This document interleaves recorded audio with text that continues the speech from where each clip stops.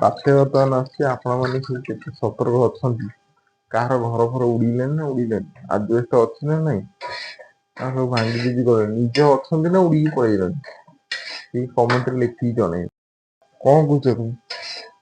ବାତ୍ୟା ନ ହେଇକି କଣ ଲୋକ ଉଡିକି ପଳେଇବେ? ବାତ୍ୟା ବା ହେଇଗଲାଣି। ବାତ୍ୟା ତ ଆଜି ରାତିରେ ଲ୍ୟାଣ୍ଡଫଲ କରିବ, ଆଉ ତମର ହେଇଗଲାଣି କୋଉଠି? କୋଉଠି ତମର ଏଇ ପରଟାରେ ଲ୍ୟାଣ୍ଡଫଲ କରିବ? ପରଟା ଭିତରେ। ପରଟା ଭିତରେ ଲ୍ୟାଣ୍ଡଫଲ କରି ତାକୁ ଫୁଲେଇବ। ଏରେ ଫୁଲୁନି, ଲ୍ୟାଣ୍ଡଫଲ କଲେ ଫୁଲିବ। ବଢିଆ ଫୁଲିବ। ବୋଉ ଆମର ସେପଟେ କହିଲେଣି ଯେ ପରଟାରେ ଉଡିଯିବ। ଲ୍ୟାଣ୍ଡଫଲ କରିବ ଯେତେବେଳେ ଆମ ପରଟା ସେତେବେଳେ ଉଡିଯିବ। ଗାମୁଛା ପିଟି ଗଲାଣି। ଆଡେ ମୋ ଗାମୁ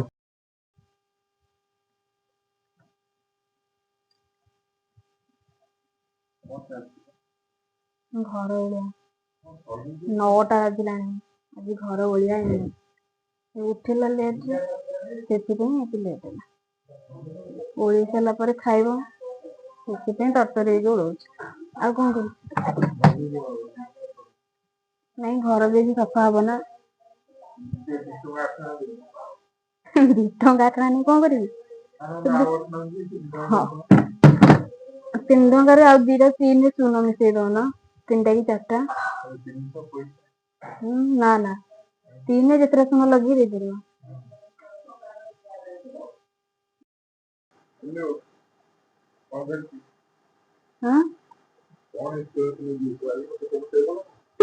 ହଁ, ଆରେ ନାଇଁ ନାଇଁ, ଏଇ ଯୋଉ ଥାଳିଟା ନୁହଁ କି, ଏଇଟା ବହୁତ ଓଜନ ହେଇଗଲା ନା।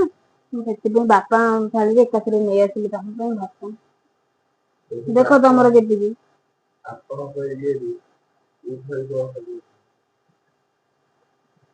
ଏଇଟା ଗୋଟେ ଇଣ୍ଟରନ୍ୟାସନାଲ ଥାଳି, କୋଉ ଥାଳିରେ ଭାତ ଖାଆନ୍ତି ପଚାରୁଛ?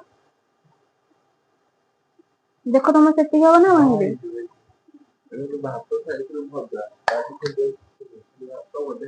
ଆରେ ଦେବି ବା ଏଇନେ ଡାଲି।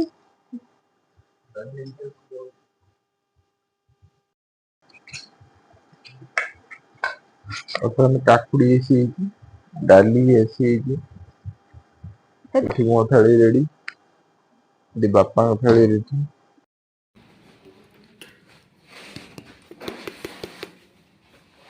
ଦିଅ, ପଇସା ଦେଇକି ଯାଅ।